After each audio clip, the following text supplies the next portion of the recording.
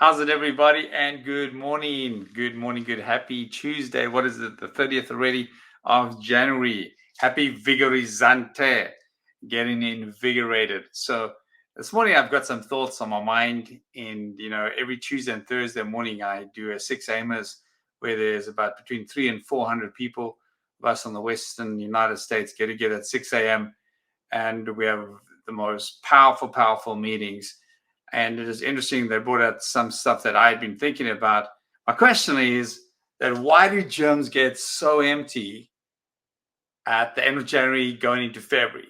Every year, the gyms are packed the first week, and the second week and third week, we see some changes, but fourth week and going into February is always very interesting. You see less and less people in there. And my thing is why?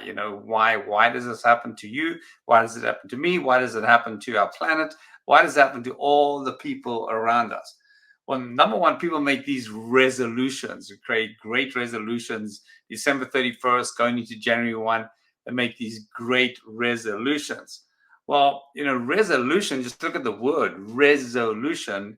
It should be resolution to a problem. And one of the biggest resolutions is always weight gain. Very interesting. Number one is weight gain, you know, um, and then, going on diets and going to the gym, eating less, exercising more. And these are the great resolutions, but are they real resolutions to a problem? Because the problem is being overweight after Thanksgiving, Christmas, New Year's, and whatever other holidays you celebrate. We have resolutions to resolution our problem, to find solutions to our problem. So what is it? Why do so many people have a resolution breakdown? What is it? What is a resolution breakdown? Why do we go through this every single year? And I know myself, from January 1 till now, January 30th, I've lost 15 pounds. And it's been a lot of discipline and cutting things out and exercising more and doing more things that are healthier, doing more things that really make me feel better and make me feel that I want to become the person I want to become. So, I think number one reason is why we have resolution breakdown, why we don't see our solutions manifesting and fixing the problem, and there's no resolution, is because why are we doing it? I don't believe the why is strong enough. Why are we really doing this? Is it just to look better? I'm not sure. So what's the big why? Um, and the second thing is, I think we haven't attached enough emotion to what we're doing. We haven't attached enough emotion to what we're doing. We make decisions based on logic, but we act on emotion. We make a decision, it feels so good. I want to do it, but so we make a decision based on logic, right? It's logical to weigh less weight if you're overweight or obese, okay, or just you're not where you want to be. It's logic to want to do that. So make a decision based on logic, but we act on emotion. And I think what happens is that there's not strong enough emotion to our why, our first reason why, our first reason, and then the second reason is the emotion, right?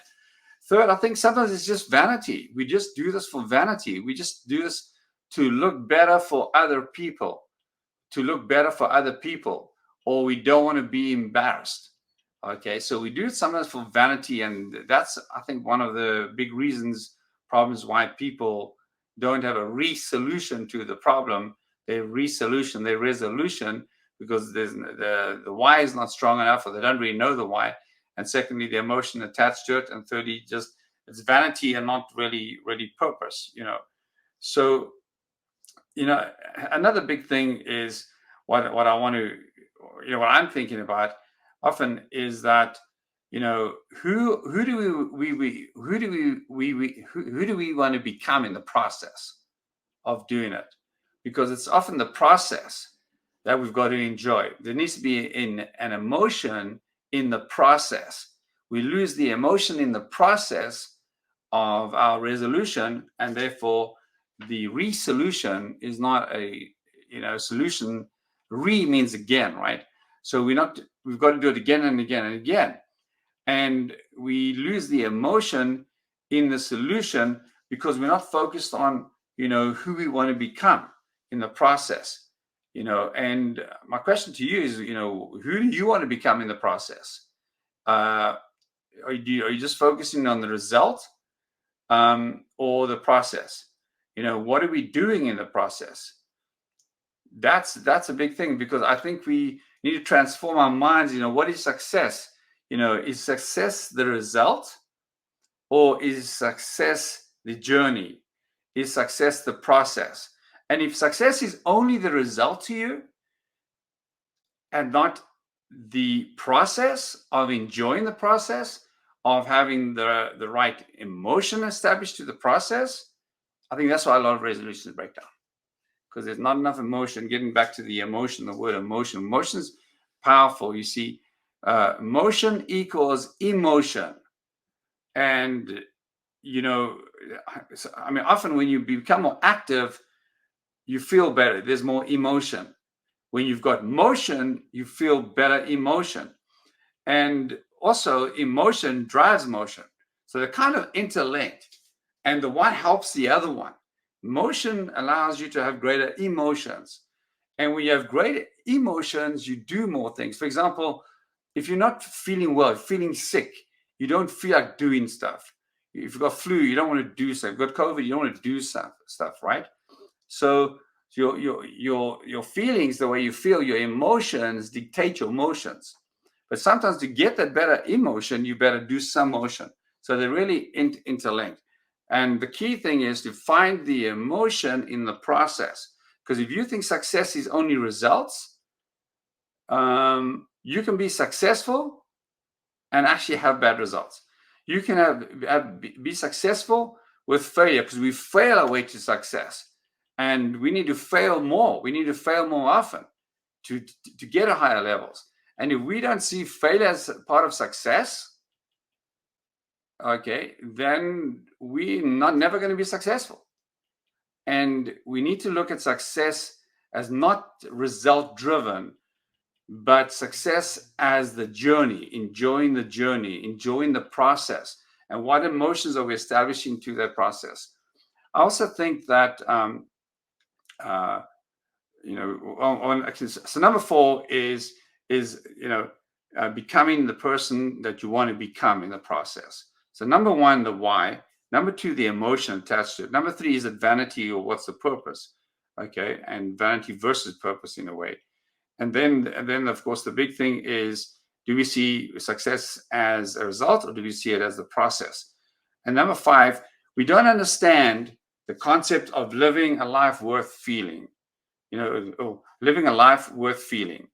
And I think that we need to put more of our mind focus on having a life worth living, and of feeling. How do we feel in the process? Because 70-80% of people hate their jobs. 78% in the United States hate their jobs. And we don't have the great feeling in what we do every day, our tasks every day. You say, but I don't have a job, I'm entrepreneur. Let me tell you, every entrepreneur has got a job. Okay. Yeah. Believe me, there's a job to do as a business owner. You've got to have a job, right?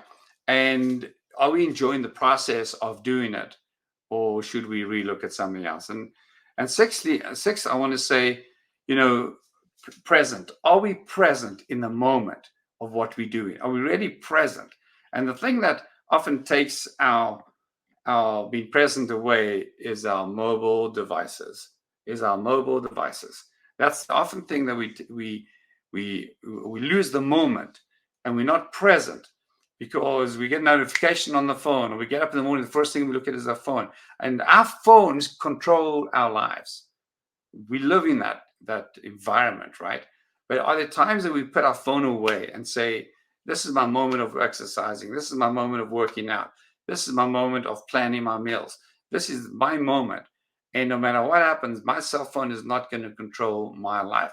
So I believe that part of we have a resolution breakdown is because we allow ourselves distractions and we're not living in the moment and we're not being present. So, what I've learned also is to be disciplined is to be present. To be disciplined is to be present. And if if we're not present, we're not going to be disciplined. And we need to be disciplined at being present. So, it's even if you don't want to wake up in the morning, you just don't feel like it. Are we disciplined enough to overcome that feeling and emotion at that time? Is our emotion for our why strong enough to beat the emotion how we feel? Is our emotion at the time strong enough to be at the emotion of what I feel? Right? I don't feel like exercising. I don't feel like going to do that. I don't feel like making that extra call. I don't feel like knocking on that door. I don't feel like calling that client back. Or I don't feel like speaking to that coworker. I don't feel like seeing my sales manager. I don't feel like all the other things that I'm about to still bring up. I think 80% of sometimes what we do at times we don't feel like doing it.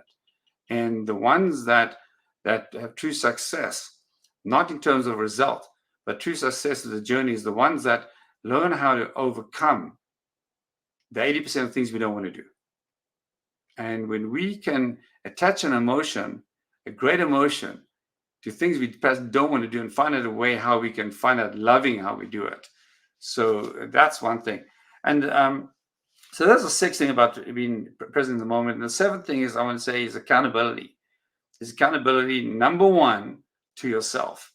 Being accountable, having some spreadsheet, having something you tick off, having something that you're accountable to yourself. And then, of course, accountable to your spouse, accountable to your coach, accountable to whatever. We all need coaches in our lives, right? So I would say those are the seven things that I look at why resolutions don't really happen.